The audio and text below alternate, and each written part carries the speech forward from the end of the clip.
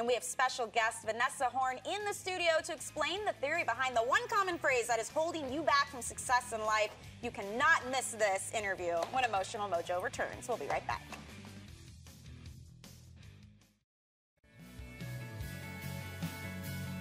Hey, welcome back to Emotional Mojo. So we know it when we see it, right? That woman who exudes so much radiance and such love for her life that you can't help but respond, I'll have what she's having.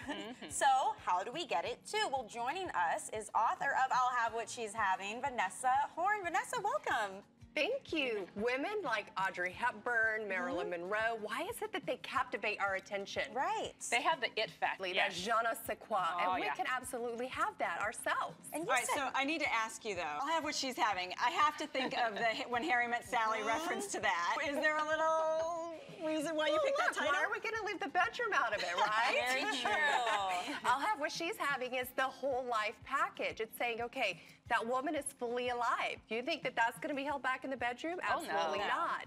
It's in her love life. It's in her professional life. It's in her personal life.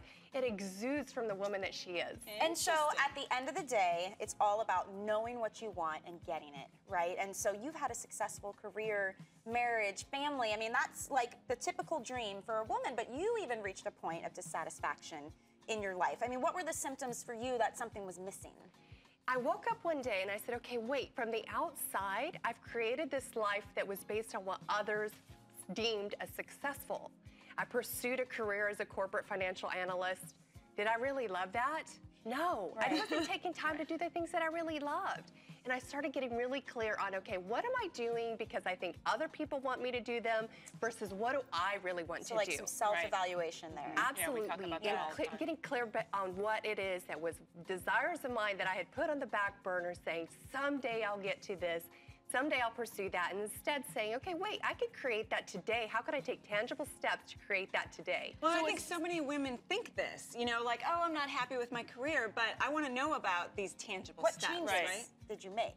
I've been successfully building other people's businesses and building a career that was, I started pulling out what pieces do I really love? I love to speak.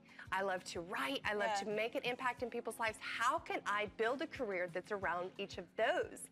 Which is why the book came about, and I pursued that. It was such a deep passion of mine. Brilliant. And there's something you say you've noticed, something that holds us all back, and it's this if-only syndrome. What is that? We suffer from the if-only syndrome when we say, if only, and there's the top 5 that I see are if only I were more beautiful, if only I had a better body, if only I had a man or a better man, if only I had more money, or if only I had more success, then I would be more happy, fulfilled, and be that woman that's fully vibrant. Yeah, holding ourselves back. Yeah, and that sounds like the community in our heads. You know, it's constantly telling us that we need more. How do we get past that?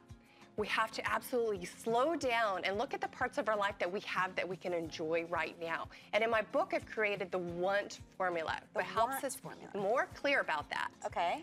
So W is worthiness. We have to know that our worth is before we go out and start pursuing things. So for instance, I didn't realize it, but some of the things that I was pursuing in my career were to be validated about my worth. And when I got super clear, like, I'm enough.